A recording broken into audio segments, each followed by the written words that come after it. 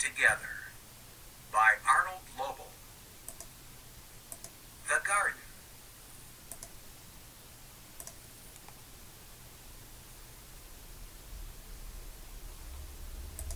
Frog was in his garden. Toad came walking by. "What a fine garden you have, Frog," he said. "Yes," said Frog, "it is very nice, but it was hard work." "I wish I had a garden," said Toad. "Here are some flower seeds. Plant them in the ground," said Frog, "and soon you will have a garden."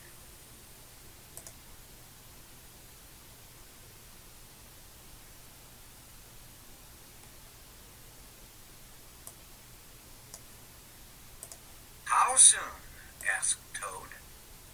"Quite soon," said Frog. Toad ran home. He planted the flower seeds. "Now, seeds," said Toad, "start growing."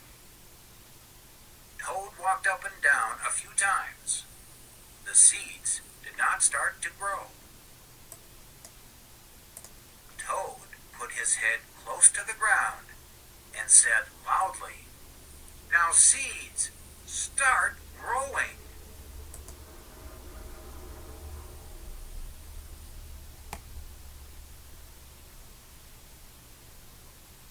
Toad looked at the ground again. The seeds did not start to grow. Toad put his head very close to the ground and shouted, "Now, seeds, start growing." Frog came running up the path. "What is all this noise?" he asked. "My seeds will not grow," said Toad. "You are shouting too much," said Frog. "These poor seeds are afraid to grow."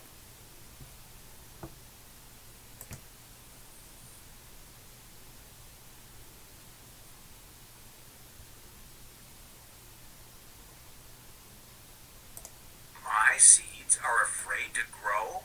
asked Toad. "Of course," said Frog. "Leave them alone for a few days. Let the sun shine on them. Let the rain fall on them. Soon your seeds will start to grow." That night, Toad looked out of his window. "Drat," said Toad.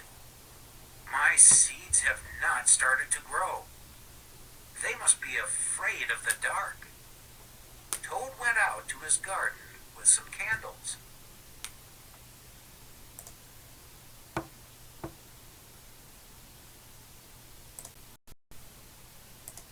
"I will read the seeds a story," said Toad.